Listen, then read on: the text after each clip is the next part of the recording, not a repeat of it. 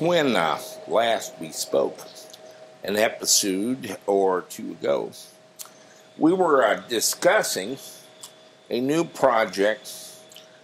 We're going to call it the PowerSafe 60, lacking a better title. And we need one because there's about 300,000 different things on Google that are named PowerSafes. And but this is one of them. We're going to use 12 Tesla Model S battery modules, nominally 21.6 volts each, and about 5.5 kilowatts. So you might say it's a 66 kilowatt hour battery. Yeah. But it's we don't use it that way in our PowerSafe here.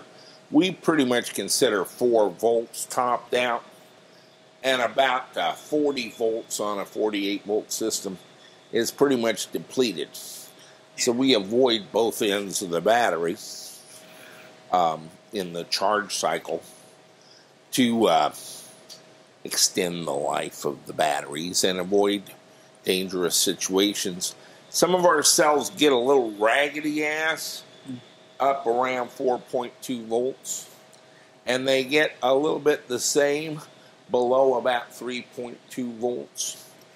And so we've simply set our parameters to 48 volts and 40 where they don't do that.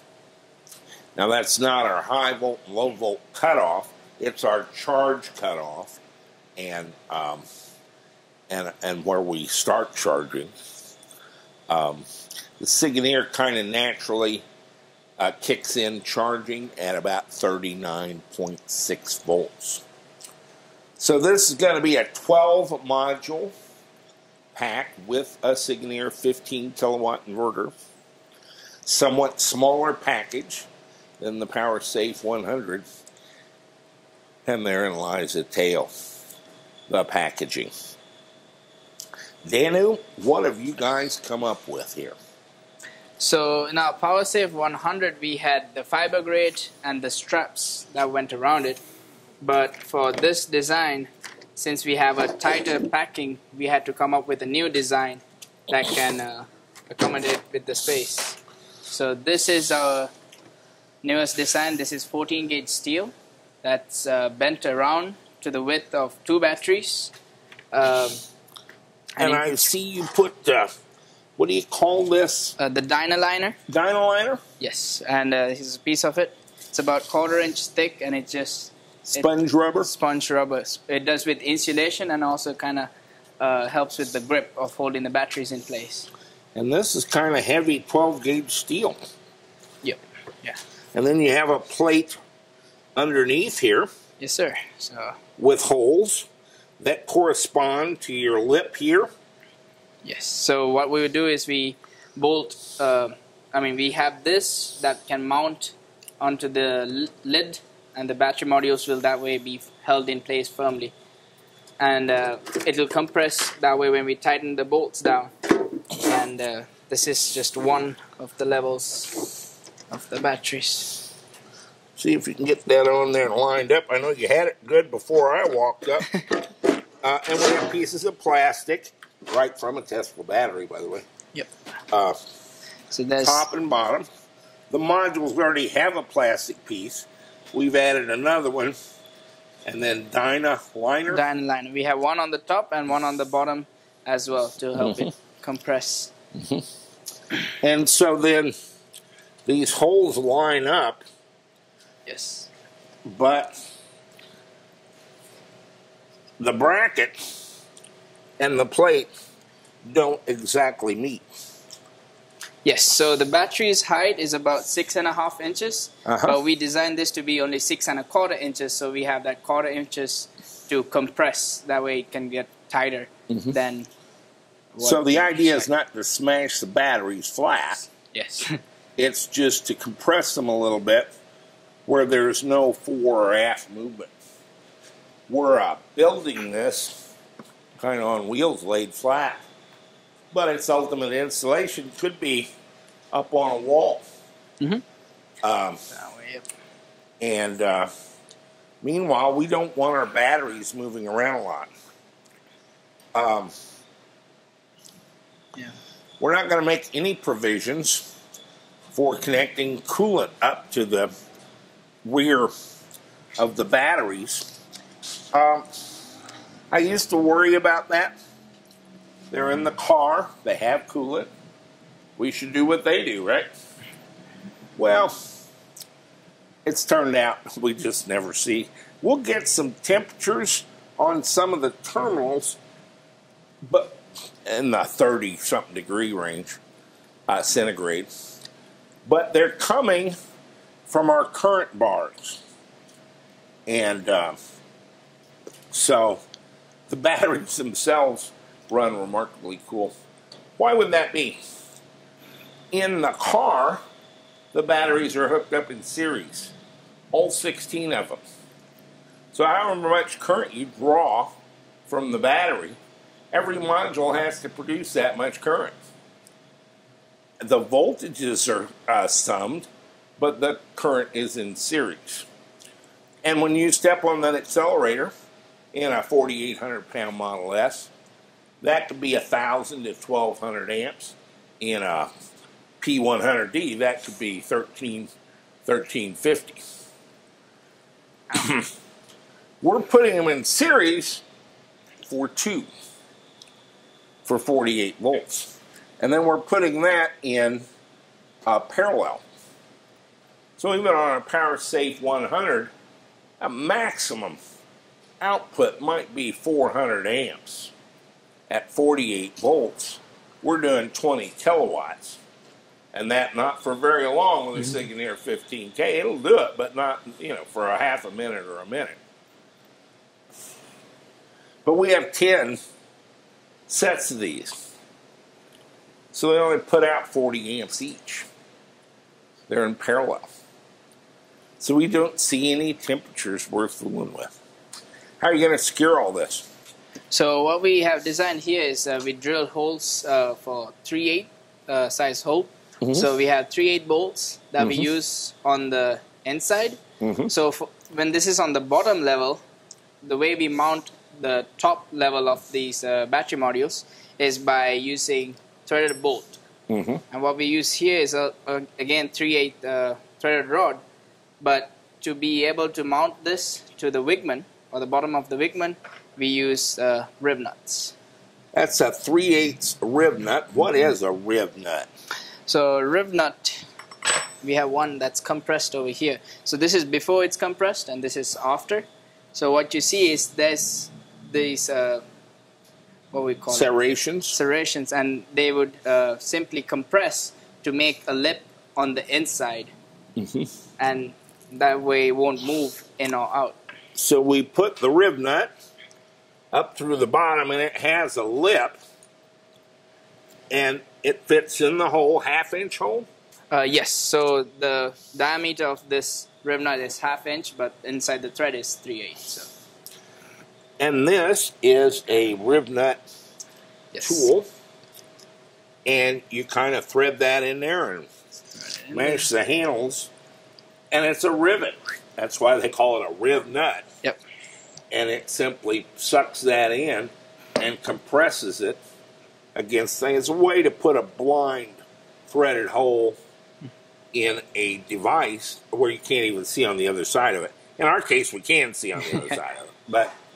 So we're going to mount those up from underneath, which is why we have this on a forklift, through our holes, stick our rib nut gun on it, and compress it. And that allows us to take a threaded rod and simply screw that into the rib nut.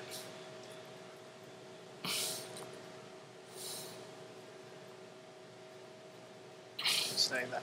Well, it goes through. Somebody told me that wouldn't work.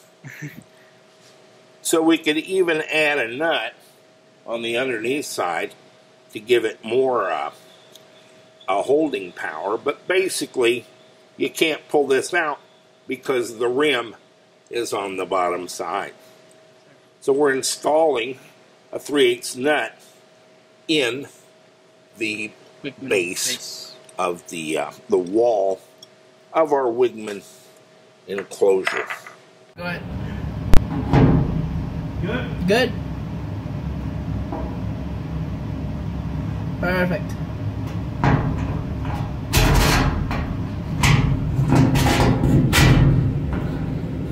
That was fair. Yep. Okay, we're going to talk about some stuff. You know, I like to talk about our board designs and software that Colin and I collaborate on. It's so much fun. They're so sexy. And they have very little to do with what we do here. And they have very little to do with what our viewers want us to do here. And it all goes back to I've never met a connector I like. And I still haven't. So surviving to make connections and at these currents and these voltages, clean and tight connections are absolutely mandatory. You don't take little pieces of wire and mash terminals on them and wire it up and hope for good things. That usually gets you melted insulation and a mess. We didn't really devise. We took a ground strap, a tinned copper ground strap from a vendor in China. And we designed one that had a certain oblong hole in it and a certain area of copper on each end and a certain gauge of copper braided strapping. And they made these for us. Not for the Tesla Model S batteries, for the lithium iron phosphate cells we were using 8 or 9 years ago. And they worked extremely well. They are actually our highest form of technology at EVTV. You think we're about everything else, all the sexy stuff. This is tin plated copper. It's soft and it flexes. And what we noticed with our first vehicle was that the battery terminals are thermally cyclic. Every time you step on the accelerator, they heat up a little bit. And every time you let off on the accelerator, they cool down a little bit. And then it works great in the garage, but cars don't belong in garages. Their purpose is to go on the road. And they go down the road and they vibrate constantly. And so the straps that were provided in those days would pry up and down on the terminals of two adjacent batteries as they jostled up and down. So you put a bolt in it with a lock nut and you thermally cycle that and vibrate it, and you drive it for 2 months. And guess what you have? 120 connections that have all backed off about a quarter of a turn and are starting to grow in resistance, which increases the thermal cycling. Yep. And pretty soon you've got a mess. So the solution is simply to tighten all the bolts once a month, 120 bolts, most of which can't be reached at all. So this is what we developed to address that. And we use a Nordlock wedge lock washer, which happened to be for an M8 bolt, which is exactly what we use with the Tesla Model S. 10 years later, imagine my amazement when our most popular strap size, the 76 millimeter, which was perfect for the Cal 180s, when we put two Tesla Model S batteries together and laid this down, it was a perfect fit. And we take 2 bolts that come with the Tesla battery module, and we thread them in and tighten them down. Now, we're not driving down the road So I confess I don't usually use a Norderlock washer because we don't have the vibration. You still have some thermal cycling. But this makes a great connection to connect two batteries in series. To stack them, we had to devise something else. And this is a copper bar with M8 holes in it and a piece of heat shrink on it. And they're made by Southeast Fabricating right here in town. A couple hundred at a time. Danu, would you strap us up and show us your amazing technique and how easy it is to get clean and tight connections Indeed. With the battery, and kind of tell us what you're doing while you're doing it. Yes, so the copper strap here is made to be exactly the height, so getting this long screw on the bottom one is going to be tricky.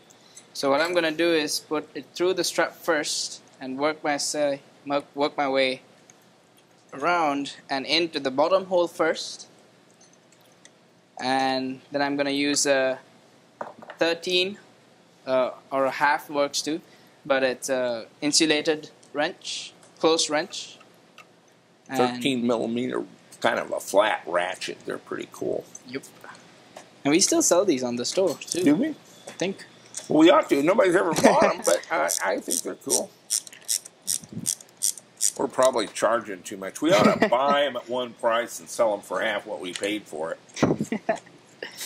That would be an EVTV tradition. And then have everybody complain about how high it is. These copper straps are pretty cool because the holes line up right where the terminal holes are, so you don't have to move them around at all.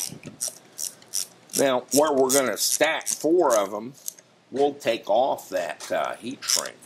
Yep. So we can put a bar and screw that into the straps. And you'll recall we had these enormous bars on the PowerSafe 100. They're like, I don't know what we wound up with. I think 1.5 inches by 1/4 inch, tinned. We tried the silver coated, but we liked the tinned better. And so we simply bolt those onto the surface of these copper straps. But the copper straps are the ticket. Yeah. So there's very little space in between the modules, if you see. And this is why James makes me do this all the time, because big fingers can't really get in there. Has James got fat fingers? You could say, but I don't know what that's about. I certainly wouldn't want anything to do with that. My fingers don't work at all anymore. It doesn't matter what size they are. First thing I do is drop it on the floor. Well, then we got to buy a new one because I can't get down. I could get down there to get it, but I can't get back up. Now we're talking about calling EMTs in and stuff. It's just not worth it, man. Just let the damn thing. We'll buy another one. And then the last one. Same thing. Same thing. Bottom bolt first. So believe it or not, in building your system, you can wrestle with this stuff for days and do a really bad job of it then. We've been doing this for 3 years now, and we got the pieces you need. It's not that we don't know. We have to use them all the time. And over time, they've just gotten to be exactly right for the Tesla battery modules. With the exception of the 76 millimeter braided battery strap, it dropped in from the first instant. I spent 20 minutes trying to figure out how to stretch a 70 millimeter to fit, and Richard came in with a 76 and said, well, this one drops right in. I knew that. I knew that. And so we never did anything to those straps, just ordered some more of them. And we sell 1,000 of them every couple months. And now people aren't putting together 96 cell battery packs. It's all for the Model S battery.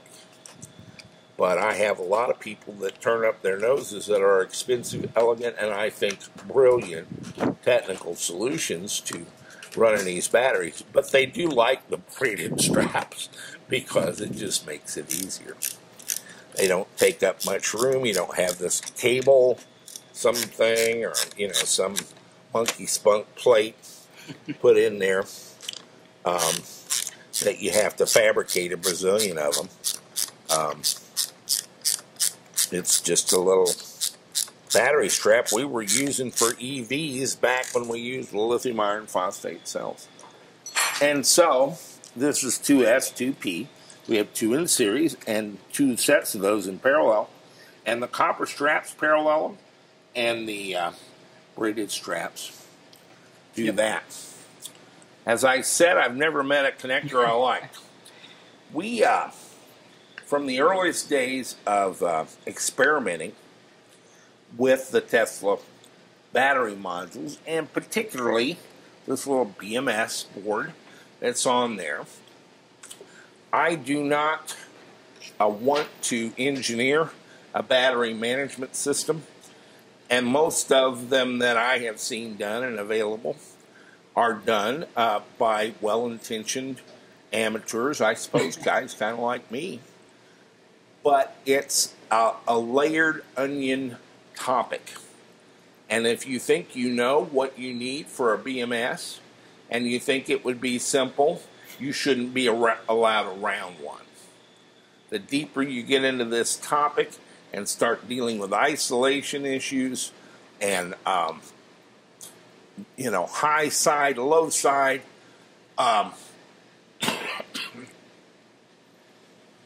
it gets to be a shit show of gargantuan proportions.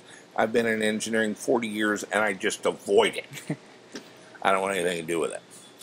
More importantly, Tesla has access to a lot of highly educated professional design engineers. And they have a huge motivation from the beginning.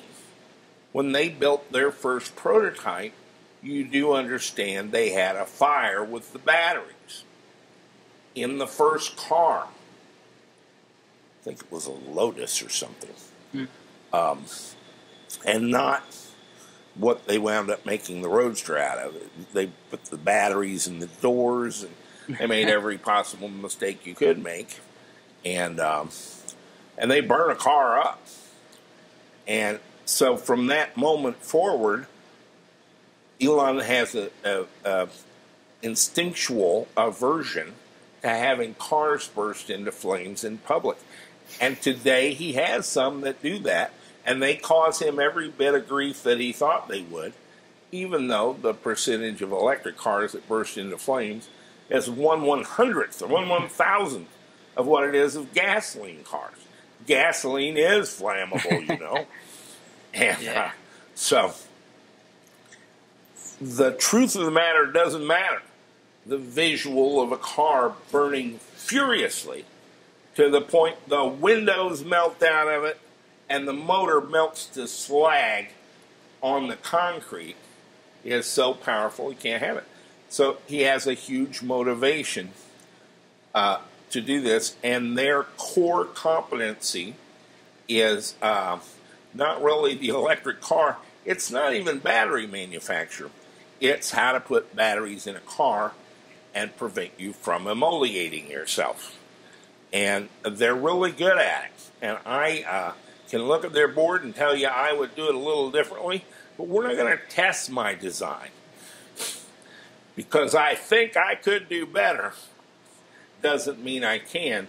And the intrinsic value here is in the testing of it. And the Brazilians of miles Tesla has on the road with this particular design. So all we want to do is talk to it, get its information. It handles all the isolation issues, all the high-low side, the balancing, everything you need. And there's not a day goes by that I don't get an email from some clown that wants one of our harnesses or something so they can take some Chinese thing designed for helicopter drone batteries and somehow glom it into a Tesla battery module. I told the guy this morning my standard answer: I can neither condone nor participate in this conversation. I'm sorry. I don't criticize them. I don't lecture anymore. I can't be part of the conversation.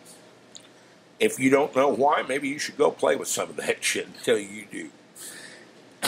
But even in the earliest days of just trying to figure out the protocol to talk to these boards, we were driving ourselves crazy with this sort of daisy chain serial loop with a fault wire and a 5 volts power supply on a very simple Molex connector. Let's see, what is that, 8 pins, 10 pins? Yeah, 10-pin connector. Some Molex that plugs into those boards. And I had a real bright kid in here, and he was really good. And about 3 out of the 4 of the ones he made were good. So I became a fan. Except we always had this 4th one that didn't work at all. Finally, I turned this over to my goddess of cables, Gail, who was in California at the time, but now she's with a company called Gateway Electronics in Tennessee. And I made her some gorgeous drawings of what a cable would look like, and she sends them back to me made. And we tested them, and they worked, and that's been the end of it. This is a 2-module cable, and it has a plug to plug into our V2 controller, and these are 12.5 inches apart, something like that. Exactly. Where if you have them side by side, you can plug it in. This is a 4-module extension, and I can take this and plug it sometimes into here, and now I have our original connector and 6 of these. And if that is some far away, by the way, I can keep adding the 4-module connectors up to 62 Tesla Model S modules, which our software really won't talk to any more than that. Guess what this is? It's an extension that doesn't have any connectors on it. It's just if you have battery in one part of your car and battery in another part of your car, you can hook up the serial system with that. Danu has a 4-terminal harness. Now, it's not an extension harness. This is to take 4 terminals. So you can take your 4-terminal extension and put a 4-terminal end on it for 8 modules, or a 2-terminal end on it, terminator, for 6. Or you could take 2 4s and a 2 for 10, or 3 4s for 12, or 3 4s plus a 2 for 14, and we even have a shorting plug you can put on the last one to get odd numbers. So we can string together any number of modules, but you kind of have to mount them our way, side by side, or they don't reach. Now, the alternative to that is we can make it longer, then you have all these loops of stuff hanging out. And I don't like loops of stuff. You're certainly welcome to make your own harnesses. As I say, good luck with all that. We had a professional solar installer insist he wanted to do his own. He never did get our controller up and running. He insisted his wiring was good, and I insisted our controller was good, and we never could get the two of them to work together. I know the fail. I have it in my mind how these harnesses are. I've drawn the picture many times. But if you set me down at a bench to try to make one, I'm going to get 2 of the wires transposed. It's a looping daisy chain thing, and I can't keep it straight. So let's show us how easy it is, and it isn't really, to wire up 4 of them with a terminating 4 module harness, Dano. Yes, sir. So the clip on these, the one that you depress to lock basically would be towards the back of the modules, so you would have to turn it to where that goes in there first, and you have to bend it so it's pointing down whenever it goes inside. And James and I call this pinky power, because we had to always use our pinky fingers to get back there. And it's even more fun to take out. Yeah. You would have to reach behind to depress it. And when you know you've lined it up straight, when you push down, you'll hear a click. Then that way you know it's in place. You want that click. That's an important click. Yes. If you're doing 120 of these modules, you may not think it's that important, but one bad click and you don't work. Yep. You would have to trail every single connection to see where it's loose. And again, this is a loop. You have to go all the way to the end and back to get any of them. It's not like, it's kind of like Christmas tree lights circa 1957. You don't just get to change the one bulb. You got to get it right, or none of them work. And then last one comes here, and just like that. So we still do have a little bit of this monkey spunk, but it's manageable. Yeah. I did have them exactly 12 apart, and it was just too close. So in our, more recently, we've gone to 12.5 inches, and that leaves a little slack, but sometimes you need that. Yeah. And there's a space over here that we usually put in and just tape it over so it doesn't move around at all.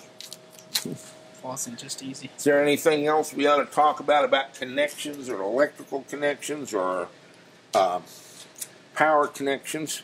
That looks pretty good, Dano. It's evolved over time. There was no brilliant design. It was incremental. Except for the braided battery straps. Those were just pure dumb luck. Fell in our laps. Everything else, we changed the dimensions on this with every order for 2 or 3 orders. These have been the nightmare, but it's where the most gains were made. Now we can wire up some batteries and get them up and running in minutes. Yep. And it used to be hours. And so that's our thing. We are kind of going overboard a bit in our mounting of the modules. You'll recall in the PowerSafe 100, we mostly had, well, we did have big angle irons and that fiberglass reinforced plastic grid. But that was to let air circulate through the whole thing. If we put another set on top of this and put a grid, the grid's closed. It's not going to have any circulation at all. And we're trying to pack a bunch of batteries into this box. And so we're going to try to get 12 in there and a Sigourney 15 kilowatt inverter. So we have to be a little bit more considered in how we piece all that together to make it work. And Danu and James came up with this entirely by themselves. My assistance was mostly everything they came up with. I said no until I ran out of nose, and they had a pretty nice thing. It's overkill, I think. It costs too much money. It's too heavy. But that was kind of the parameters I gave them. The batteries are not going to move around in this box. And if I take it and drag it down the street with a chain behind the Doka, they're going to be fine. Now the magic of that is, they don't know if I would do that, but they don't know that I would. They wouldn't bet either way. Yeah. It kind of depends on what tickles my sensibility at the time, and I got to tell you, I'm not too sure either, but I might just do that. And so they built a very stout system to mount the batteries. This is our 4-module set. And in the box here, we already have mounted our 8-module set. And it's on the far left side. And right next to that will be our 4-module set there. And sitting on top of that, I'm not sure in which direction, but on top of that will be our Signir 15 kilowatt inverter. What can I say about the Signir 15 kilowatt? We're running into a little problem.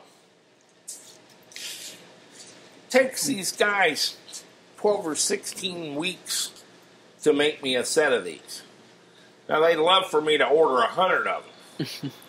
I'm not tying up $250,000 in Signir inverters because, and I would recommend you not buy 30 of them either, because, or 100 of them, because technology evolves, and in fact, their models evolve.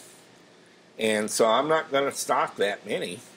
We finally got, after 2 months of not having any to sell, we got 10 in, and then they had 6 for their sales, and he offered them to me and said, hey, I'll just send you these 6, and then you can be our sales guy in the U.S. for them. Send them ahead. So we got 16. Well, we sold 4 or 6 of them in 3 weeks. But they take 12 to 16 weeks to reorder. So, guy posted a thing, is your stock of those any problem? I said, it's not a problem for me, man. We get them, we sell them out just in about a month, and then I don't have to fool with it for another 2 months. So I don't think it's a problem at all. If you want one, you better grab it. But for me, it's not a problem, man. We sell them like crazy for a couple of 3 weeks or a month, and then we don't have to fool with it at all for about a month and a half or 2 months. And it's kind of a way to run the railroad, but in those kind of timelines, in the pace of technical innovation, if you just take the technical innovation at Signir or changes we might want made, again, everything is incremental. You sneak up on a solution 16th inch at a time. Until after a while, pop, pop, they just drop in. And that's where we're going with the Signir and so forth. But if you want to do something this year, you want to order one of these and get it going. I'm quite taken with it for 2 very simple reasons. One, they are actually, and we have blown some stuff up in them, but, you know, we're professionals. Don't try this at home. We can blow stuff up. But day after day, we beat these things up. They're a 15 kilowatt inverter, and there's not a day goes by we don't hit it for 20 coming out and 20 going in, which is not even supposed to go in at all. And we'll be putting 20 kilowatts into a battery from our Enphase system. And I'm sitting there watching it happen. It's not a guess, and we're doing it day after day after day. Number 2, everybody's, EVTV is very high. This is a $3,200 15 kilowatt inverter.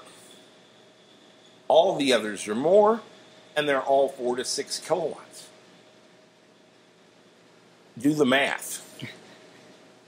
And one of the issues is they have put really big terminals like we use here, about the size of the Tesla battery module terminal, and about the same bolt as the Tesla battery module terminal into their inverter.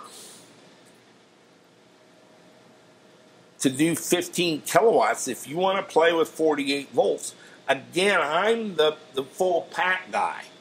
I want you running at 400 volts. None of you want to do it. You want 48 volts, you want to buy 2 batteries, play with that, and then expand it, add to that. I get it, I hear you. And I understand why you believe that way, and I can't say you're wrong. Ultimately, it isn't a way to do a whole house battery, I don't think.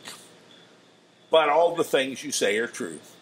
And if one cell fails, we can still, with all this hardware and stuff, in an hour, swap out the module. So you're technically correct in what you want to do and why you want to do that. But 48 volts and 15 kilowatts, do the math. James, what is that? You or have the eidetic memory that does multiplication in your head. 15 kilowatts divided by 48 volts is 233 amps, something like that. Did I get that right? I just fell out of my ass. 233 amps. I think that's right. And so the Signature, nobody's doing a 15 kilowatt because they don't want to deal with the expensive hardware of handling that kind of current going into their inverter. The Signature can do it. It can do 20 kilowatts, frankly, for a while. 312.5. 312.5 amps. 270 was close. There you go. I was completely wrong. 312 amps. It's a lot of current for 15 kilowatts. Are you going to use that most of the time? No. You're going to use 4 or 5 kilowatts in a pretty good-sized house. But if you start up your air conditioner and your air compressor and plug in your car all at the same time, it's going to spike a little bit. Takes up. And 15 kilowatts, you'd be glad you had it. You'll wish for 20. Good news. It'll actually do 45 for 20 seconds. 20 kilowatts, I'd say a minute, 45 seconds or a minute, you'll start to hear this little peep, peep, peep alarm. That means it's going to shut down here in a little bit. And feel free to ask me how I know. We do this all day, every day.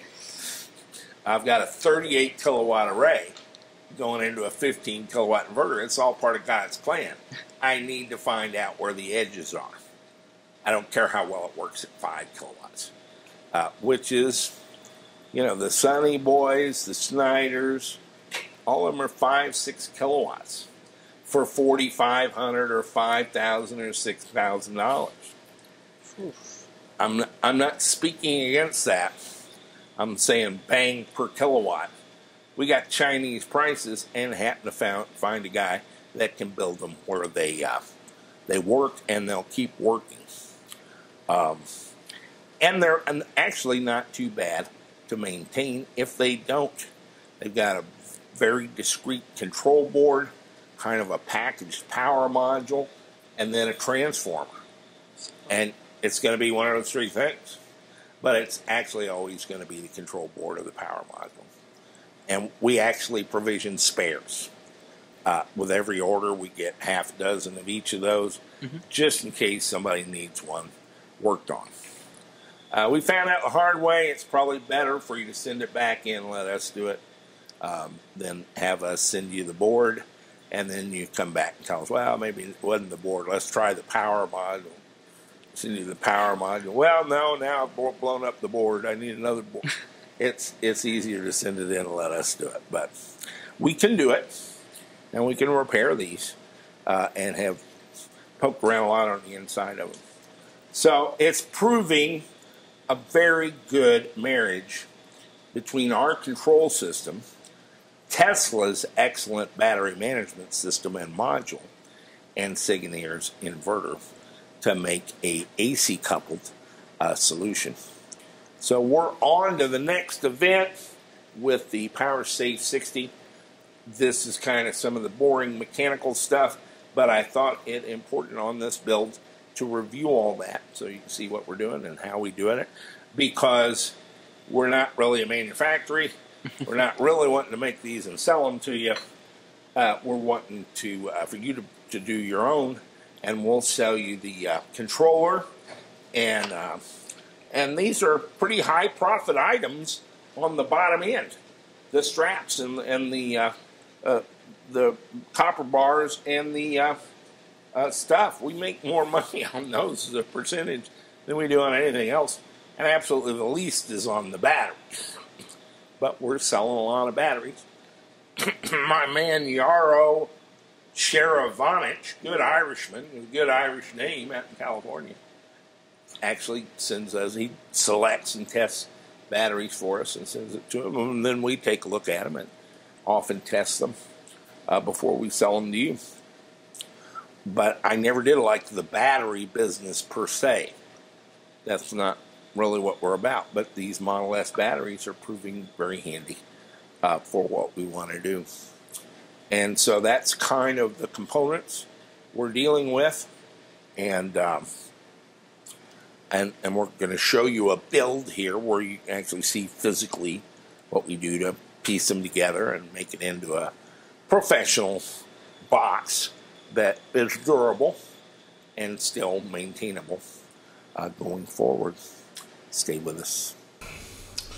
Let's talk a little bit about the state of the art in residential solar as of the spring of 2019. In March, Panasonic announced the availability of their N330 HT panel. They're actually calling it an AC module. As we know, solar panels convert sunlight typically into DC voltages, varying from 30 to 80 volts in output, depending on the size of the panel. The number of cells, which commonly you'll see 60, 72, or increasingly 96 cells in series on a full-size residential panel. Enphase has become the 800-pound gorilla in microinverters, and microinverters are small 350-watt grid tie or grid interactive inverters, and you put one for each photovoltaic panel on your roof. Panasonic has combined the Enphase IQ7 series with IQ7X specifically for 96 cell panels with their popular HIT 330 watt photovoltaic panel to offer it as one product called an AC module. And the advantage is that it, instead of putting out DC, the inverter is mounted on the panel, and so the panel output can be thought of as 240 volts AC, which you can wire directly into your loads panel, and that's your solar installation. It's the simplest type of solar installation, and by combining the very popular Enphase microinverter with the panel, they're introducing an AC module, they call it, but it's really the combination of the two. This makes provisioning and installation much easier.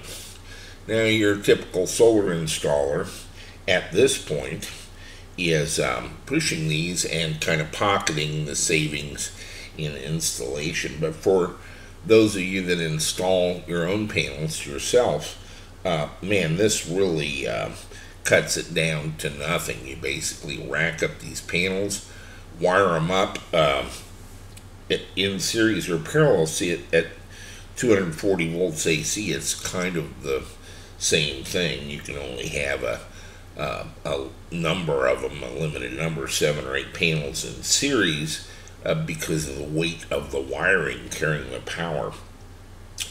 But you're basically using house wiring, in theory, to bring 240 volts AC down to your loads panel, and that is a solar installation.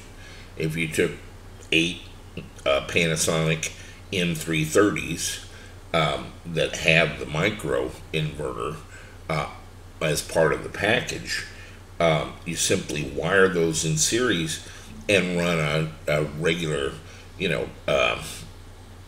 Romex 10 2 plus ground to your loads panel, and you tie your racking and frames into the ground, and you only have 2 wires for the 240 volts AC, which you wire into a 240 volts AC circuit breaker in your loads panel, and you're done. You have a residential photovoltaic array of 8 panels.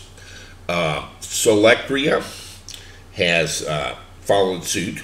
SunPower has not only followed suit, they may have originated it and have kind of an equity swap going with Enphase.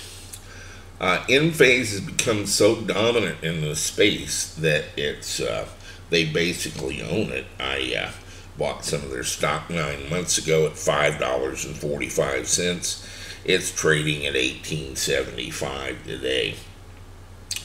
And so I think this is the future of installed residential solar systems, is an AC module that has the Enphase microinverter, not really built in, but tacked onto the back, to where you simply wire them up as you would any 240 volt AC appliance into your circuit breaker panel, and you're done. Now, most installations require an external safety disconnect switch for firemen, but ignoring that for the moment, you basically just run this down from the roof and into your loads panel, and you have a solar photovoltaic array that produces power interactive with the grid, and that's 97% of the residential installations out there. Our entire selfish solar and PowerSafe 100 concept, using Tesla battery modules, is kind of based on this typical installation where we want to take a battery and roll it up to your loads panel and plug that in through a circuit breaker. And it will work with microinverters, grid-tied microinverters that then synchronize with our off-grid inverter and can charge the batteries and power the loads. So the Enphase has simply taken over. Fronius and SolarEdge, etc., all the grid-tie inverters out there that use DC are walking dead men. It's over. Enphase kind of owns it. And so we think this is going to be the future. These are expensive panels, typically $500, but they have the $145 Enphase microinverter built into them, and you just can't beat them for ease of installation. It makes solar installations astonishingly easy to install and get up and running. And for do-it-yourself people who install their own solar, this is just simply the way to go. It is the future, and that's how it's going to be done. I think everyone who installs a solar system has an interest in seeing what it's doing. And so most grid interactive inverters, or most inverters generally, have provisions usually to get on the web and to view what you're looking at there for output of your photovoltaic array. In addition, these microinverters require some provisioning or setup when you install them. And so Enphase has a device called the Envoy, which communicates with each of the microinverters using power line communications, kind of a digital data writing on the AC waveform, which is problematic because of noise that gets on the AC waveform. And so we found their power line communications to be quite slow. But the Envoy converts that communications to TCP/IP, an internet protocol. And they connect that to an online service they call Enlighten. And they have an app that you install on your Android or iPhone to set up and provision your system using a phone that connects to the Envoy wirelessly. So the Envoy typically connects to your a local Wi-Fi hub that's internet connected, and that's how it can communicate with their online service, Enlighten, and your telephone app that allows you to check and see that all the individual microinverters are operating, what power they're putting out, and even you can install firmware upgrades into the microinverters in this way. Obviously, for our purposes at running the batteries, it's very interesting information to know what the microinverters are putting out and what their status is. I have to tell you, I find the software end of Enphase to be pathetic. The iPhone app is very non-intuitive, hard to use. The Enlighten online service is even worse.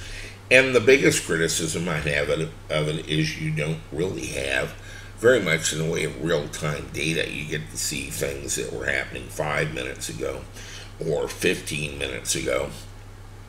Actually, I have a power up and down button that ostensibly would work within 4 to 6 hours. I don't understand this in the world of electronics and communications, what they're doing here. But I assume it simply takes time to do this power line communication in a noisy environment. And with multiple panels, we have 40, but you can have up to 600 on a single system. Envoy is the gateway, and so there's some other considerations. A lot of people have security issues, and indeed in some corporate and military installations, you can't hook up to a AP that's connected to the internet at all. It's simply absurd. So there's some resistance to using Enlighten. They do have a application programming interface, which is equally as pathetic as their online service, Enlighten. It's simply slow, kludgy, and hard to use. And so we're underwhelmed by the way Enphase has done it. That said, Envoy actually has a little web server in it and can provide some very interesting information if you can get at it. The issue is you have to have the installer password, and it's not the same password as is on the application on your iPhone. It's a special password to get into the Envoy. We talked to them for 2 hours on the phone, begging and pleading, with a real nice tech support guy who really kind of told us he isn't supposed to give this out. But he was sympathetic to our cause and eventually did cough the installer password. And so to access the website in the built into the Envoy, you use the log on installer and all lowercase and the installer password, and you can access a number of elements of that. I haven't talked too much about this, largely because I can't rely on you being able to get an installer password. I don't even know if you can do it. I assume everyone could if they're persistent enough, but we found it to be a horrific process and really inexcusable in every sense. But it's kind of interesting. A gentleman in the United Kingdom who wishes to remain anonymous as the computer person has a WordPress blog where he talks about addressing this issue. And he has developed an Android application that must run on an ARM type microprocessor that will actually calculate your password. You put in the login, which is, as I said, in all cases, installer, and this full serial number found on the bottom of your Envoy gateway device. And it will instantly generate your true and accurate installer password, which then you can use.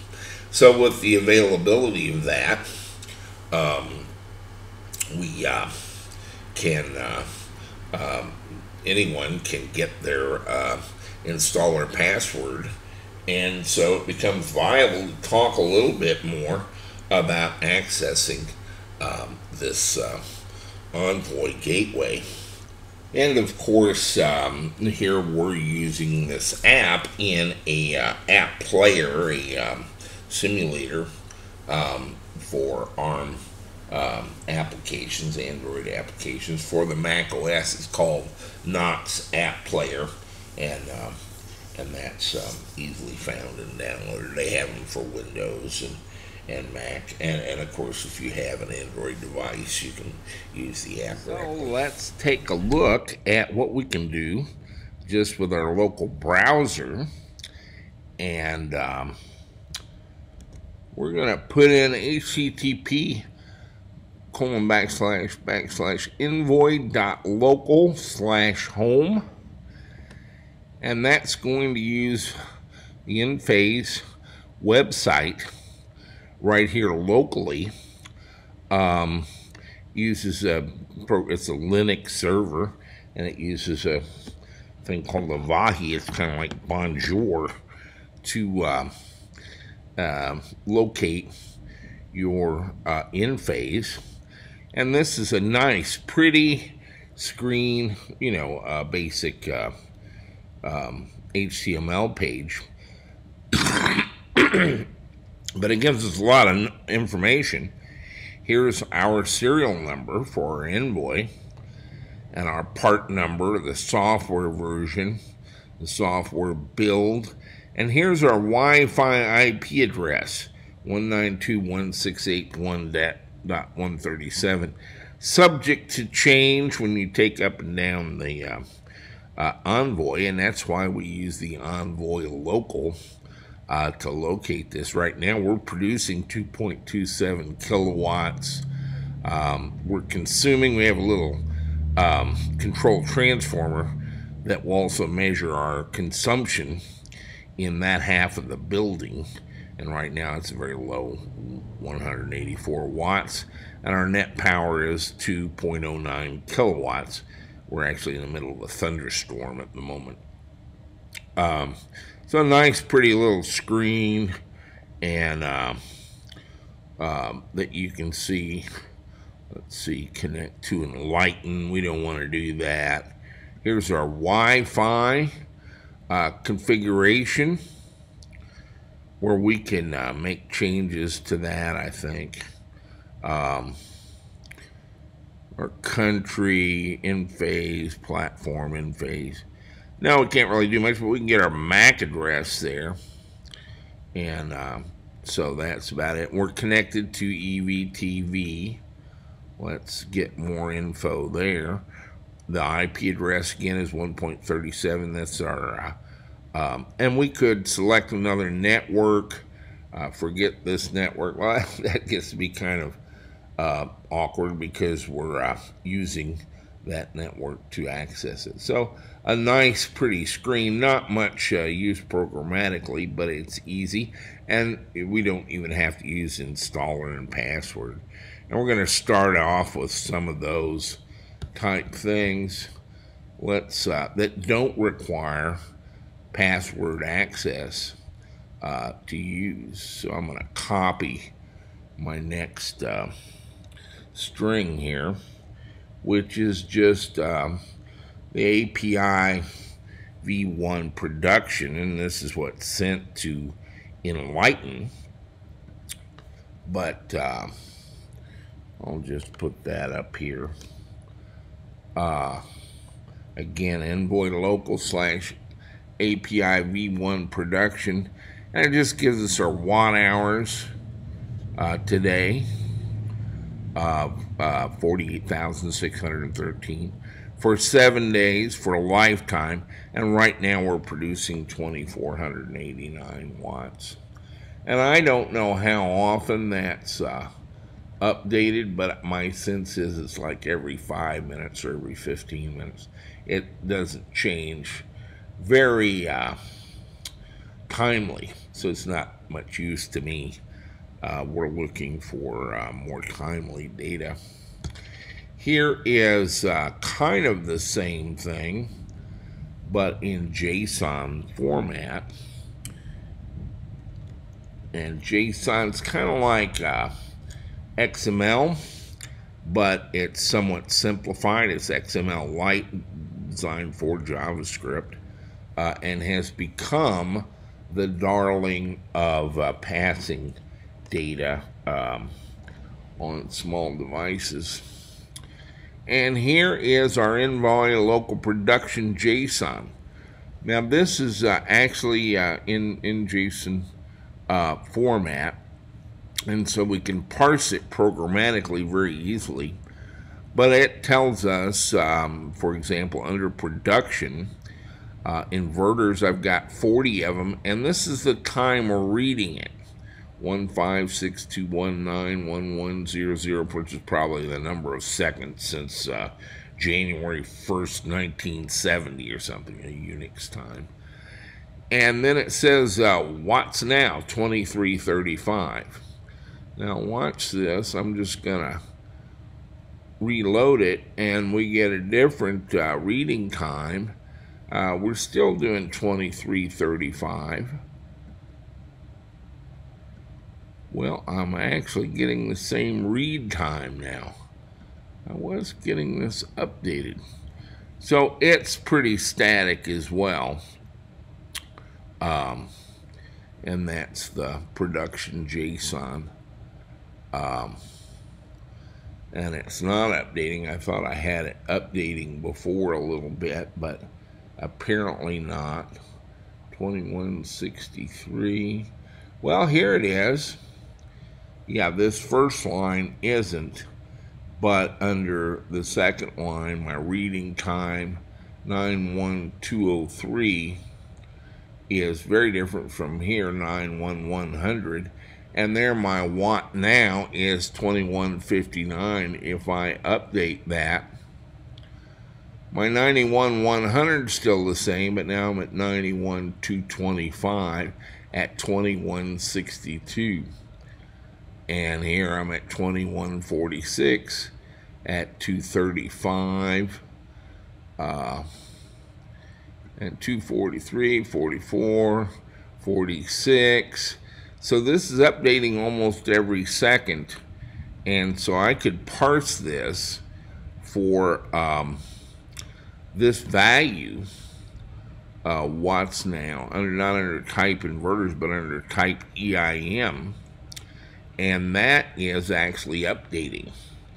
And so I can get the current power that it's producing, the entire system is producing, here from this JSON data. Let me blow that up a little bit. So right here's what I'm looking at. And it's buried in there a little bit, but you can parse that out here. So you see my reading time, cycles, and I get a new power output each time. And so that's actually pretty good. What do we have else? Watt hours lifetime. This var H lead lifetime, I don't really know. Lag lifetime, what that is. Amp hours lifetime is obvious, but RMS voltage is obviously of interest, and that is updating real time, as is current, and you'll probably find that current voltage is quite related to this watt now. But they do break it down into reactive power and apparent power. And here you have your power factor. right here, 92. Yeah, 92, that's pretty stable. RMS voltage and current.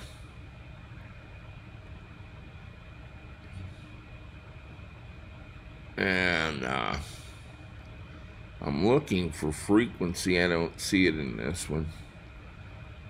But that's available without even having a password.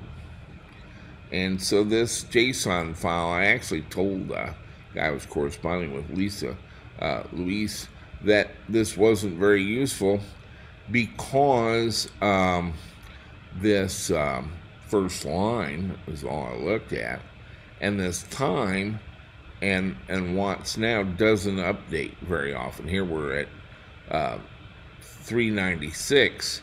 It did update, so that's about 300 seconds or so, probably every 5 minutes. But see, now there's 401,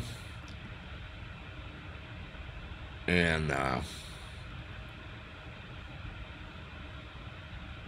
so if I update it again, it's still 401, and the watts now is 401.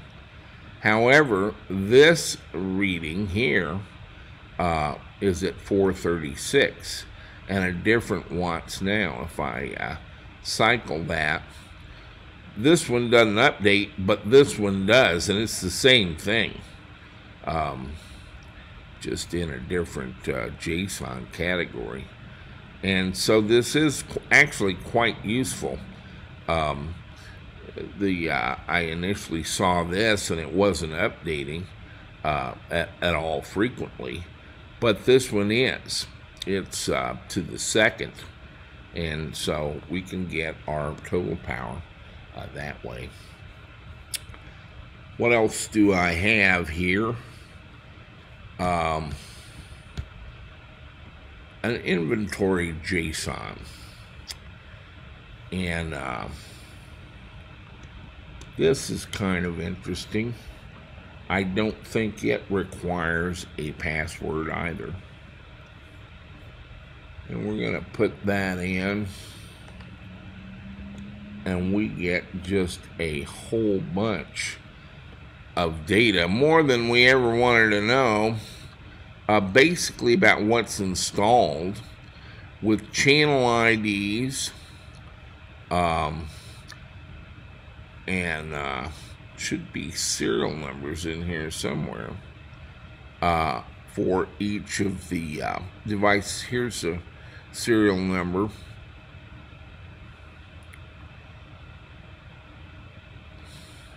These are serial numbers of individual. They're not of the Envoy. These are serial numbers of individual inverters. And so this is kind of your inventory of what's installed for microinverters. And you have the serial numbers and the status, the date of the image, the software image that's in it, part number, whether it's operating, whether it's communicating, device control, a channel ID, software version, and so you have that for your entire array. We have 40 devices on it. I kind of like this version of that somewhat better, and this does require your installer name and password, and so we're going to try that, and sometimes it works. Here it is, Envoy Local API V1 production inverters. Think of this as production by inverter.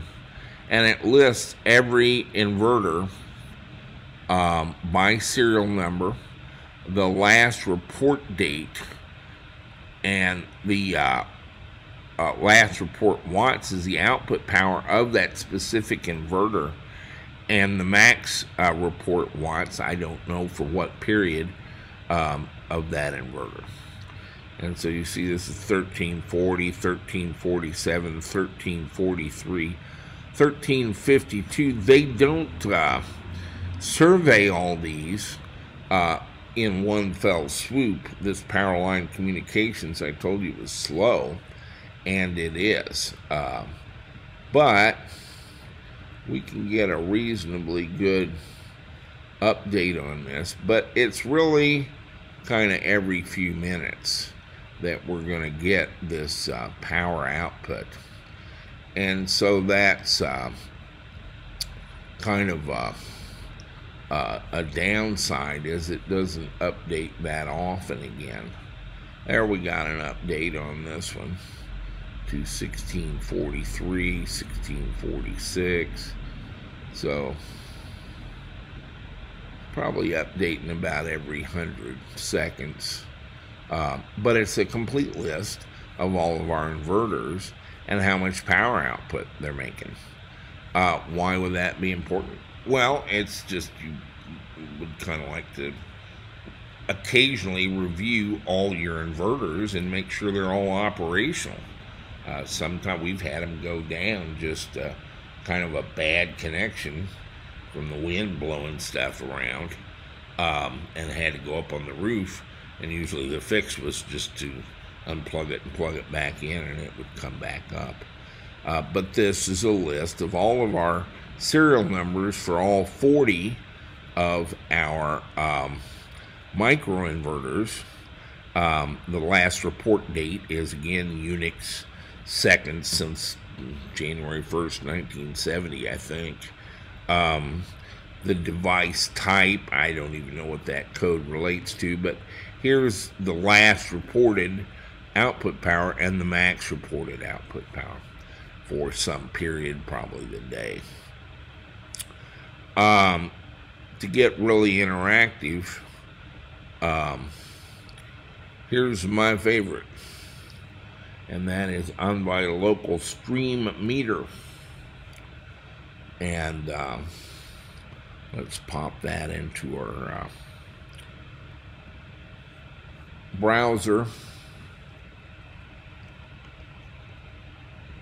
Again, that requires the thing, and we start getting a printout. Well, this is a JSON data block that's simply being sent every second, and it's updated every second, and it continuously feeds that to us. And so we can scroll down as this is coming in, but let me blow one up, and it's got our phase A power. I don't know what Q is. F is our parent power. We have our voltage at 122. Remember, this is by phase. It's really a single phase, but it's two wires, and so this is half the voltage, 122, 643, and current 9.277. A little better definition on our power factor and our frequency. And then phase B, we have the same thing. P is our power, S is our apparent power, V is voltage, I is current, power factor, and frequency, and then phase C. And so you have all of those in there. And you can get three-phase devices with Enphase, but more typically we would run it as two phases, so I don't care about the third phase. And again, I can programmatically access this, get real-time data on frequency, power factor, current, voltage, and power, and it's updated every second, and it's kind of pushed to me. And so that gets me into some interesting things in writing C++ program to access it. But we'll work all that out. This is, to me, the most useful data from the device. I do like to be able to see all the inverters and what they're putting out recently, at least. But this is real-time data on power by phase, and it includes the frequency, which is most of these things don't. And it also includes power, reactive power, current voltage, and by phase. And so it's the most real-time data. And so you see their Enlighten thing is hopelessly slow and behind the time curve. I need more real-time access to real-time data on the Envoy, and I don't want to go out to their Enlighten service. They used to charge for that service. It's free now, but it's still kind of kludgy, and you're looking at the past. Now the sun doesn't move very quickly, so maybe you don't care about that in what we're doing with the batteries and wall chargers and so forth. We need to know what the sun is doing right now. And so this is our best data because it's the most timely. And here it goes. And so that's some of the things you can access. Let me put my little file I'm stealing this from. Different addresses. The first three, the first four really, you don't even need a password for. But the more useful ones, the list of inverters and their recent power output in the last minute or so is you do, and certainly the stream meter data, you certainly need the installer and installer password and stuff to access that. So we can access some data from our Envoy IQ. This works for both the Envoy S and the Envoy IQ series, simply on our own local network and using a HTTP browser. Now, of course, if we can do that with a browser, usually we can do it with a program in a Raspberry Pi or in our ESP32, both of which have wireless access to our local network, and so we can access the Envoy and get useful information from it. I'd like to be able to shut down individual inverters using this, and I would bet there's a way, but I haven't figured out what the way is yet. And so I don't know if we'll get to that, but I can at least scrape off, do a data scrape on their HTTP server in the Envoy that's here in the building with me, without having to go out to Enlighten, or really ever to hook it up to Enlighten. And so that's what we were about, and that's what we're going to do in our devices. Probably is access that. I think it would be of an advantage in some cases. And there hadn't been much point in talking to you all about it because the process of getting a password from Enphase is not something I want to provide product support for their product support. But thank you to the computer person, we have a utility now where just given the serial number of your Envoy, you can generate a password and get access to this much more timely data from the Envoy interface. So in summary, the Enphase communicates with their microinverters using power line communications. It's a specific protocol to pass data over the AC power lines. And it has, people wrestled with it for years. I think it's horrible, but it does minimize the wiring. And the Envoy is their gateway, and that's a device that performs those power line communications duties and then presents it over TCP/IP. It has an Ethernet port on it. You can tap into that locally and do just what we're doing here. Or it is very easy to configure to connect to your Wi-Fi access point in your home or location. And at that point, you can provision it to interact with a web server on Amazon, basically, that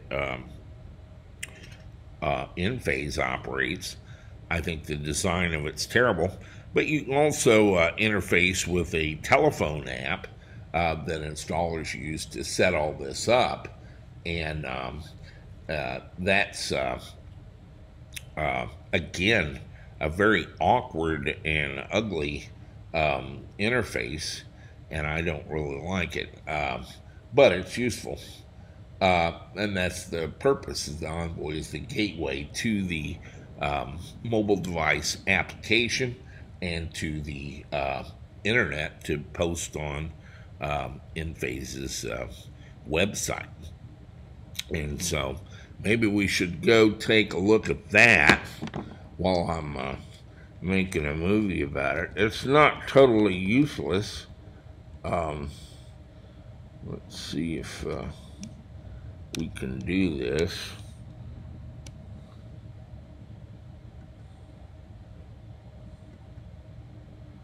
Check at EVTV.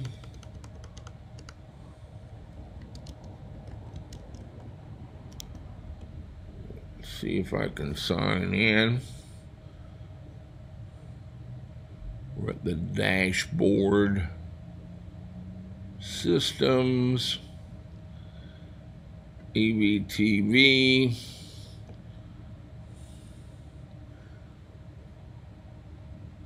Here's the data, how much we produced today, we consumed today, the past 7 days, month to date, lifetime. And here is a little map of our devices. Now this is looking very real-timey. It isn't. I don't know what's going on. Oh, there, it finally settled out. And this was what it was doing, you know, typically 15 minutes ago. But you have this little graph. It's like a little movie. And so you can play it to see, you know, what happened during the thunderstorm and during the day when they've been producing. That's cute. But I really haven't found this very useful for publication. So that's our look at Enlighten Envoy and how to get into it. In 2012, Azure Dynamics went bankrupt in Livonia, Michigan.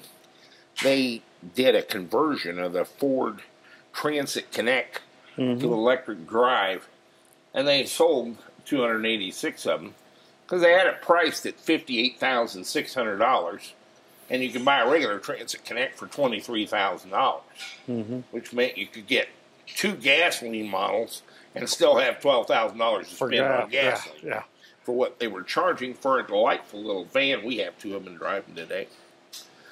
Richard Flingy here talked me in to bidding on some of the stuff. One of the things was an uncompleted van. Turned out the only thing that was incomplete was the paperwork. It was a fully functioning van. And 100 and something motors and inverters. And one of the weird things was we bought a box of 108 Pierberg pumps for, I don't know, about $12 a piece. And we sold those pumps for years. And people fell in love with those pumps. They're still calling about those pumps And we haven't had them in 2 or 3 years. We've got a little Chinese pump that looks the same, but it's not. It's not that, yeah. It was like a BMW part or something. It was a good pump. So we sold stuff out of that auction, which was over $100,000 of stuff. And then Richard had to take an 18-wheeler to Livonia and load all this stuff up and hike it back here. Well, Livonia, Michigan's not really that far when you think about it. Just over to Indianapolis and up, so that wasn't a bad trip.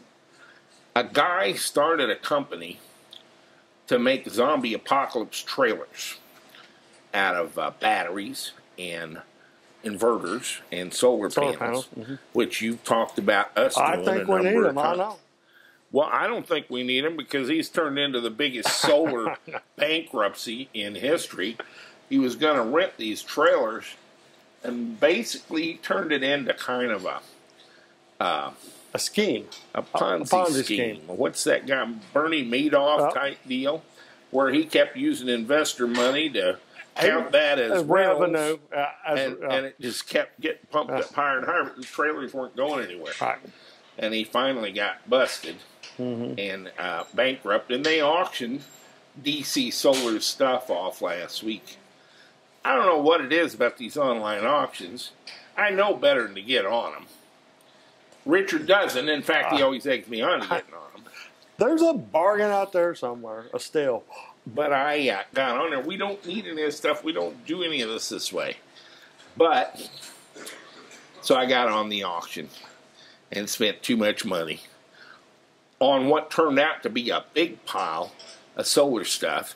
Yep. And since it's not Livonia, it's California, $4,200. $4,200. There's a lot of stuff. That was half a tractor trailer load of stuff. So. Well, that's better than the full tractor trailer load you got last time. Right, I know. Well, we can't be doing this.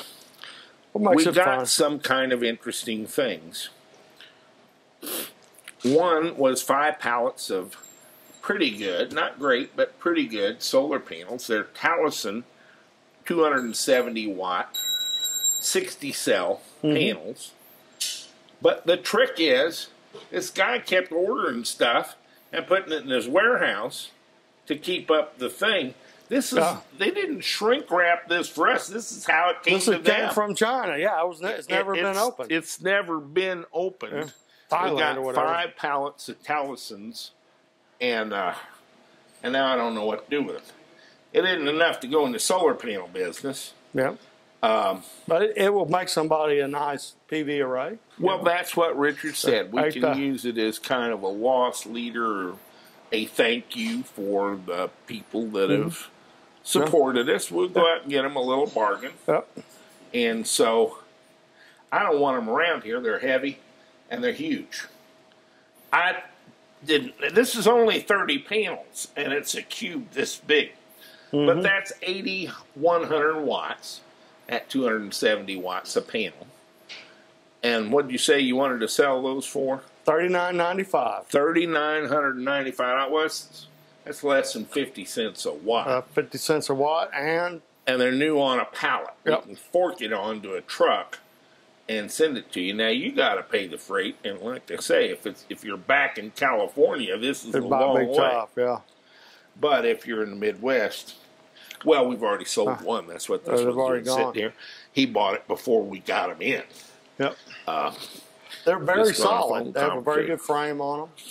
It's a good panel, not a great panel. I like the Panasonics, but you know, I'm kind of a Cadillac Tesla kind of guy. You kind of are. I mean, and they don't make the electrons can't tell if they got made from a Panasonic or a Taliesin. Well, there's nothing wrong with these panels. They're brand new, 270 watt. I assume they still get the manufacturer's warranty. They got quite a bit. The manufacturer has a pretty good spec sheet on the internet if you look at it. So we've got the spec sheet up on the website, and you can order these. I've got 5. One's gone. 4 when they're all gone, I'm appreciative because I get the space back. Yep. I don't really want them. Speaking of the Petersburg pump, they had 108 LED lights.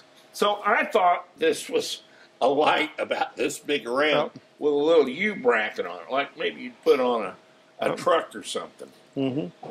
What's unusual about them is they are 120 real watts, not equivalent watts.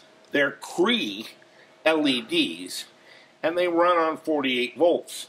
Well, they come in. DC, yeah. Look at this thing. It looks like a jet fan engine, and it's about the size of a small one. And so these are great, big, nice, deluxe things. And we check with them.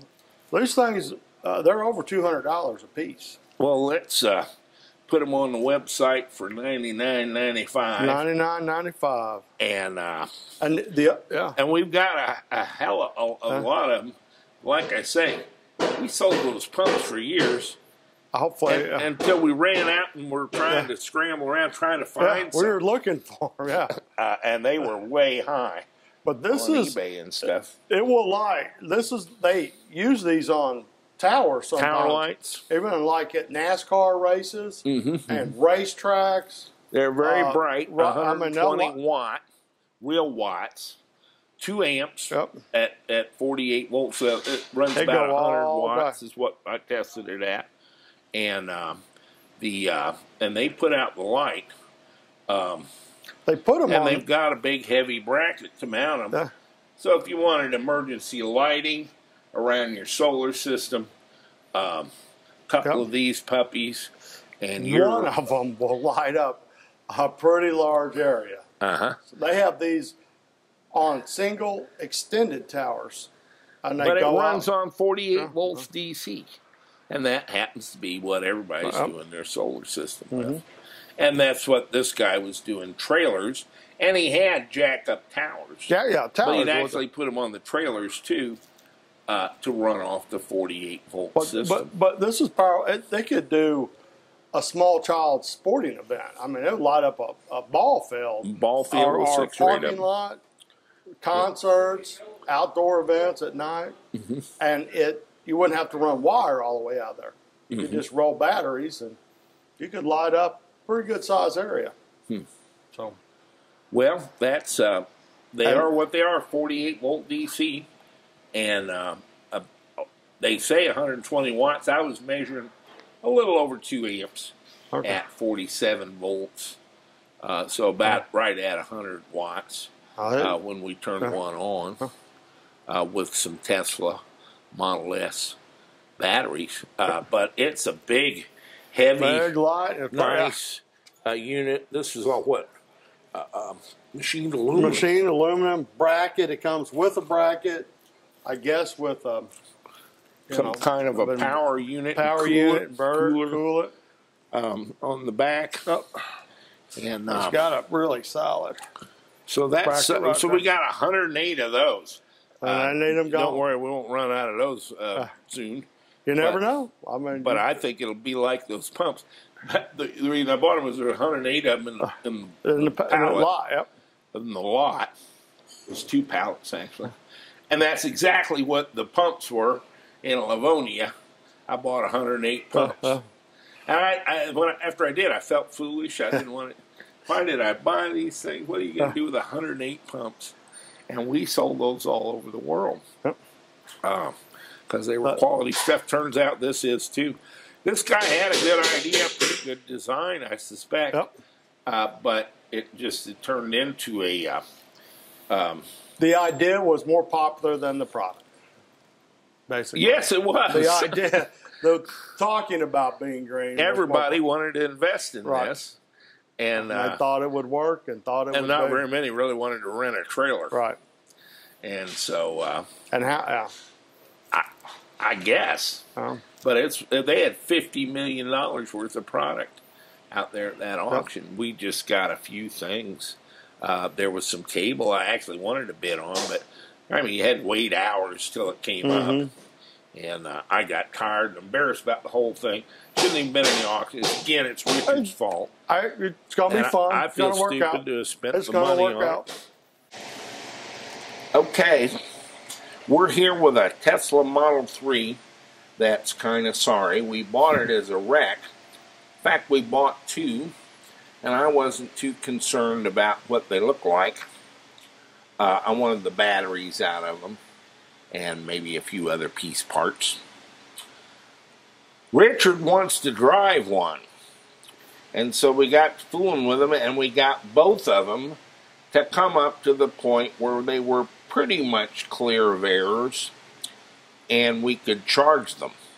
And in fact, we could put them in reverse and drive about 1.5 miles an hour backwards, and put it in drive and drive about 1.5 miles per hour forward.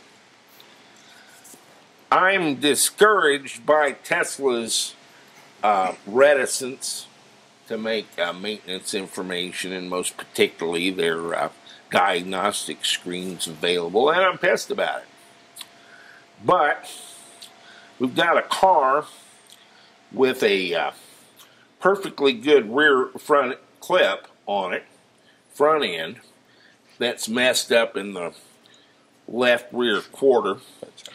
And another car over here, the gray one, that's messed up in the front, but the back is perfectly good. I'm here today with Mr. Bradley Gregory. He's worked for me 9 or 10 different times. Comes in, works for a few weeks, and then disappears entirely. It's some woman. I think she's divorcing him again, but she does it every 2 or 3 months, so I don't get too excited about it, okay? And he's back and wanted some work, and I said, well, you know, if I had the front end off of one and put it on the other one, it would look like an entire car. I don't know if we can get it to be one. And I'm not really wanting to open a Tesla Model 3 repair facility per se. But if we did actually get a car out of it, the guys wouldn't have to ride around in smart cars and vans, and they could drive a Model 3 up to the grocery store to get me another carton of Camels. Some Dr. Pepper. Danu got his car traded off where he now has a reverse gear, but it won't start. The new one. So, how much worse could this Model 3 be?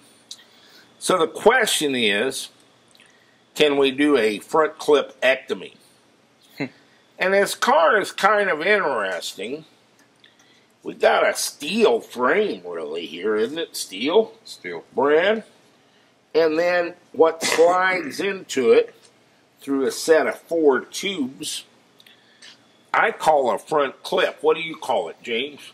Front clip works with me. Front clip works for you. Brad, what would you call it? It's a front clip. A front clip. So the idea, in my mind, and then Brad's come in and said, you know, it would actually work. The frame on the gray one, where the front end's all messed up, actually isn't that bad. Mm-hmm. Isn't that what you said? Yeah, it's not bad at all. It's pretty straight. It's just well straight. So, if we did take this front clip and radiator and so forth off of this one, do you think it would fit on the other one? Yes. They're both Model 3s, Mm-hmm. but I don't know if they're 3.1s or 3.2s. They both look like Model 3s to me. Yeah. Do you think those clips would be interchangeable like Eli Whitney's rifle parts? Yeah, they're interchangeable. Mm-hmm. They're very interchangeable. These two cars are the same, just model-wise, but these front clips, radiators, everything is the exact same. Mm-hmm. So you have got a donor car here with that car right there. So we're making 1 out of 2. And we're missing some body parts on the other one, too. Like, we get a notice that it would be dangerous to drive with the hood open. I don't think so. Because it doesn't have a hood. Here's a hood. Now, it's not the same color hood. No. But do you think that would transplant? I think so. And the fenders? Yep. And the front bumper? Now, there's sensors and things in that bumper. Yep. I need all those hooked back up. Yep. I showed him We unhooked everything. I showed him you unhook that battery first before you even attempt it, because if you hit one, you're going to blow something out, and it ain't going to be nothing pretty. You have to watch what you're doing when you're working on something like this. You have to double check and check again. Well, that's why we had you come in, Brad, because whenever I do it, I close my eyes. But the problem with that is then when I put it back together, I have all these parts. Extra parts. Some left over in a bucket. Yeah, a bucket of parts. And gradually over the years, the shop's just filled up with buckets of parts. We don't know what they are. More. It just keeps growing. So let's. This is the front clip. It seems unmolested, other than that you pulled the bumper and the radiator off of it deliberately. And so this is what we're going to transplant into the gray one. Yes. Let's take a look at that. Now this is the car we're going to. James, what do you have there? I got the bent up front part of the front clip here. That's how we received it. All mangled up. It has not been well cared for. No, sir. That's a mess. And Brad, this is the frame you think is straight enough to accept that other clip? Yep. It will take it. What's with this? This bracket right here, Uh-huh. it's got a little tear right here, which is no big deal, because I have to replace the bracket for it right here off of the donor car. Uh-huh. We'll have no problems. And we'll just slide that new clip in. Yep. Put the radiator and the bumper back. Yep. And the fenders and a hood And and a door. James, how's that door look over there? It's got some damage. Is that right? Some body damage, yes, sir. Has that thing been Rickardized? It's been Rickardized. Is the door any good off the other one? Yes, sir. Yeah, it's good. Do you think we can do a doorectomy too? Yep. Should be able to. Well, they may still be two wrecks, but one of them will be better looking and one of them won't be. Yeah. Well, that's what we're about, is trying to piece together the front end on this. And Mr. Gregory here seems to think he can do that. He's done a lot more working on cars than I have. Apparently James too. So we're going to try to piece together one car out of two, and then take a look at what it takes to make it roll and get rid of all error messages and so forth.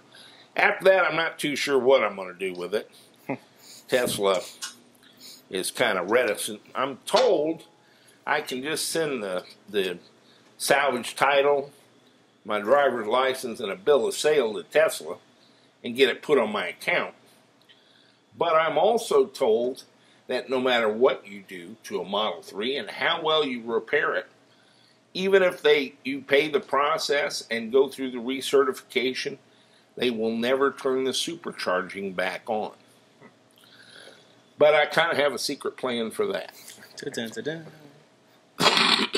Which would be interesting. But our closest supercharger to Cape Girardeau is in Minor, Missouri, down by Sikeston. And I've supercharged my Model 3 exactly one time. Oh, twice. In St. Louis. They have a new one at 270 and 55. What's the name of that place? Anyway, I did charge there last time I went to St. Louis. But we don't go to the supercharger very much. And we certainly don't on the way to Piggly Wiggly to get me a carton of Camel.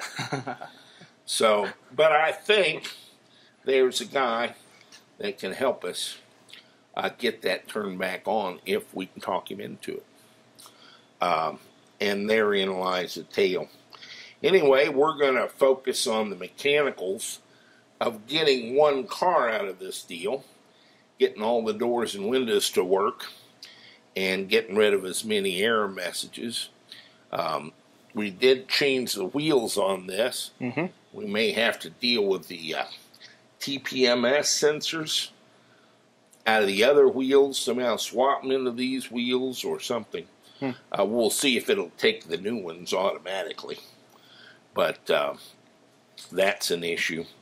As everything is with these vehicles, they are not very well planned out for maintenance, and Tesla is frankly not very good at supporting people who are trying to piece wrecks together or just make repairs to cars.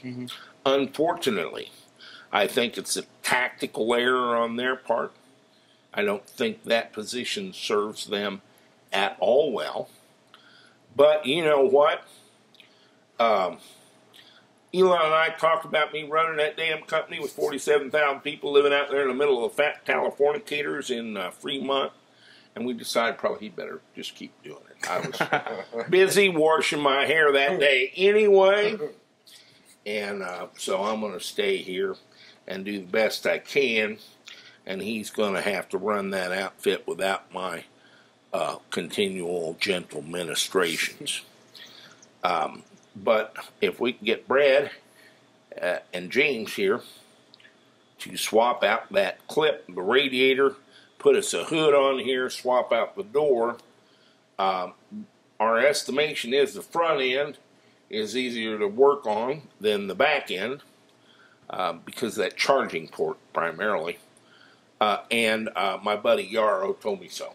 Right. So It's a whole lot easier with the front than the rear. And so we're going to kind of do it his way. And this front clip situation is kind of interesting in that I think it works pretty good. And we really didn't have any frame straightening issues here, did we? Nope, none at all. It's a clip and a It's just a simple unbolt. bracket. Back up. Just brackets. That's all it is. Well, that should be pretty sound then, I'm thinking. And the back end of this car was untouched. Yeah. So that's where we're at. Which one did we have to put the airbags in? This one. Yep. And we do have a reset airbag controller. We're going to have to swap that out. But let's see what we can do and get that done. Stay with us. Brad, what do we got? We've got a car coming together. Huh.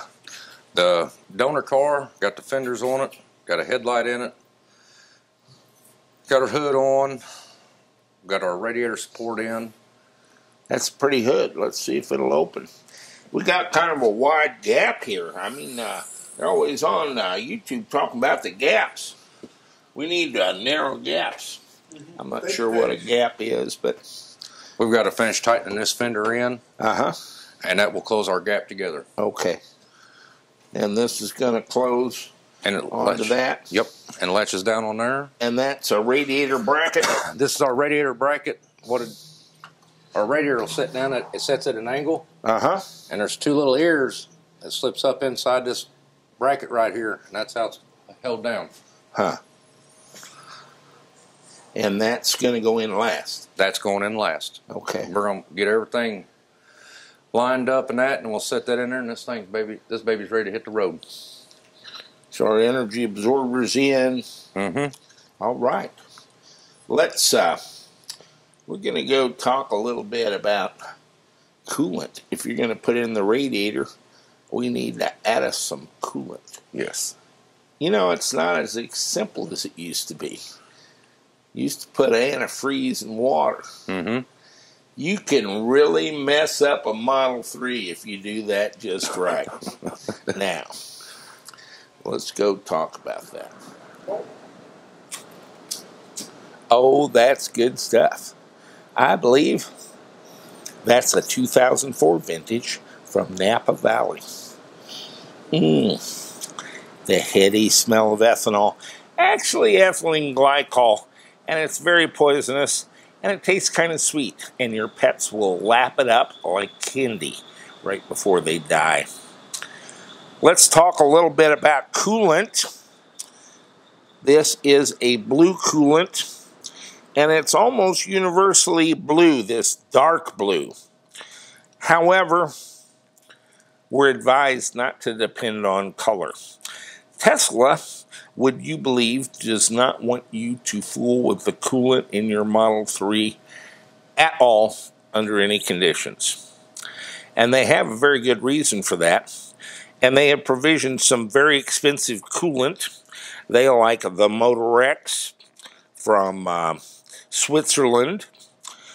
This says M5, but it's a G48 type coolant that has become popular in Europe among the Audi and BMW crowd particularly. And in fact, one of our variants here is a BMW part number. Why don't they? Well, one of the characteristics of this is they're good for a whole lot of different specs, but 6 or 7 years and 150,000 kilometers. So you don't need to fool with your coolant. And unlike an internal combustion engine car, we're not usually overheating it a lot and running it over onto the ground. So they don't want you messing with it, and you shouldn't. And they want you to bring it to a Tesla service center every 6 or 7 years to have that checked or topped off, changed perhaps. This particular type of coolant has some silicates, some organics, and some rust and corrosion inhibitors in a combination that's particularly good for aluminum and plastic preservation and to prevent scaling, and that's why it can last so long. So why don't they want you to fool with it? Well, there's a little problem in coolants. And I've read extensively on this online, and I'm completely convinced that all the people involved with it have no clue what they're talking about. Indecipherable descriptions of this stuff. But one thing is clear. If you take two coolants of just the wrong type, like this and GM's Dexron, you can make a kind of a sludgy brown gel out of it. And as we know in the Model 3, our coolant circulates through those thin channels in every single cell of every module of the battery, and through a 5-way valve and a deluxe pump. And if you fill that up with a sludgy brown gel, you get to replace the battery, the pump, the 5-way valve, and of course any connections, plus the radiator. So you can probably take a $35,000 Model 3 and recover from that for about $40,000 worth of batteries and parts. So you don't really want to mess around with your coolant unless you know what you're doing. And most of you that believe you do don't, and most of you that aren't sure probably do, so it gets to be a little confused. In repairing wrecked cars, we don't have that option. Tesla is curiously unsympathetic to our plight. This past week, they actually won the right in Wisconsin, I believe, to have their dealerships or their stores or their service centers where they weren't allowed at all because of the change of one vote in the legislature by a guy whose hobby is to repair Teslas from junkyards. Elon, you need to pay attention to this issue. It doesn't look important. I know your reasons for not doing it. They don't swim. It's a big world. A lot of people like to work on cars. A lot of people like to customize cars. And your whole thought process here is askew. Get off of it. We're quickly reaching the point where your service centers can't service your cars at all because you're selling too many cars and don't have enough service centers and service center personnel. So right to repair is a good thing for you if you'll get with it. In any event, if you're repairing a salvaged car, doing your own automotive work, you of course do need coolant, but it is critically important that you use the right one. They call it a G48, which just gets more and more confused.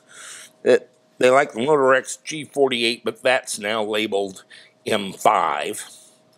Everybody's got a new labeling for everything. Here's some Z-Rex G48, and this is a BMW. BMW has their own line of coolants for all their modern cars, and that coolant works fine in the Tesla Model 3. It'll be perfectly safe. I could tell you, you want the dark blue coolant, but that's a poor way to do it. Most of them are dark blue right now. And I don't mean the light blue one, I mean the dark blue coolant. The 2004 vintage from Napa Valley, Cabernet Sauvignon ethanol and ethylene glycol. So this is the kind of coolant to use.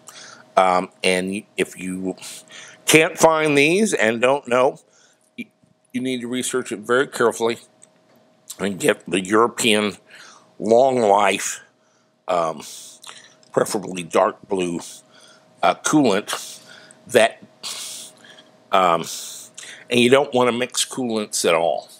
You can mix them with water. If you just need a little bit, just top it off with water. It'll be fine. Demineralized or distilled water would be ideal. This has anti-scaling in it, and it's designed for an extremely long service life in a car. But if you put the wrong coolant, it reacts with the coolant that's in there to make a gelatinous substance that ruins your automobile at a very deep visceral level. It's not possible to clean it out. Your battery is gone, your hoses are gone, your 5-way valve is gone, your pump is gone, your radiator is gone. You might as well buy a new car. So this is kind of important that you pay attention to coolant. And if you're doing a salvage car, you're going to have to anyway. But repairs and that sort of thing can make that just a hole in the radiator. If you have to replace the radiator, you're going to have to top off the coolant if you're doing it yourself. And it's important that you get the right one. And so that's enough about that. But we're going to be installing the radiator from the blue one into the gray one. And the gray one we already had bypassed, and we topped it off with water, which is fine, and got it circulating enough where we could further test the car. But now we're rebuilding the front end, putting in the radiator from the blue car into the gray car, and so we're going to have to add coolant. And this is the kind we're going to have to add, and that's what we want to do. It comes in concentrate or pre-mix 50-50. The concentrate you dilute 50-50 with demineralized water. And so it's really pretty simple. They're widely available. They're kind of expensive. Tesla will charge you a couple $100 to change your coolant, but if you do it yourself, you're still going to be 80 or 90 bucks into coolant. And so that's why I wanted to do a segment on that. Stay with us.